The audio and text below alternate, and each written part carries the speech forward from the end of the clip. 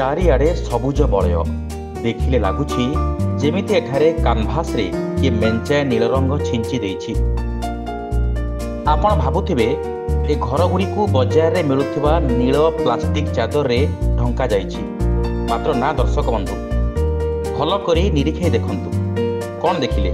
हाँ, आपण एबे ठीक देखिछंती। एठी प्रकृतिर सबुजिमा भितरे घर गुड़िक एभली रहिछि देखिले लगुछि जेमिति एगुड़िक एआई रो छवि बोली। तेबे आसंतु जानिबा ये सबुज बलय गाँ विषय ए वीडियो माध्यम रे।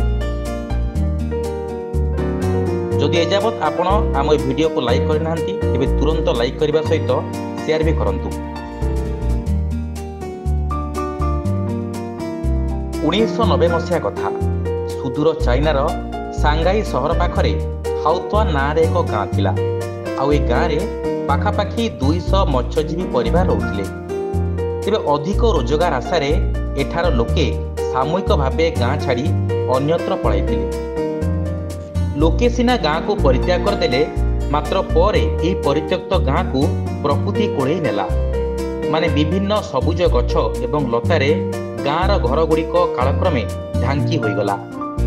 तेबे 2015 मसीह प्रसिद्ध फोटोग्राफर डमीर फर्पिलिस एही स्थान रे अचानक बुलु बुलु एठार किछि फोटो उत्तोलन करथिले एवं परे उत्तोलन करथिबा से फोटो गुड़िकु से निज वेबसाइट रे पोस्ट करथिले। आउ या परे तांको पोस्ट फोटो गुड़िकु लोके देखिबा सहित भल पाइबा पे लागिले एवं तापरे ए जागा को खोजिबाकू मध्य लागिले एवं धीरे धीरे ए जागाटी एक पर्यटन स्थलीर मान्यता पाइला। थोड़े चिंता कले घरटी को सजेबाकू आमको हाथरू पैसा खर्च करने को पड़ी था, मात्र एठी बिना पैसा रे ए परित्यक्त गाँटी नील चादर रे प्रकृति द्वारा सजई होईगला। आउ लोके छाड़ी देथिबा गाँटी को प्रकृति निजर करी उड़ेई नेला आउ करिदेला निजर पोष्य गाँ।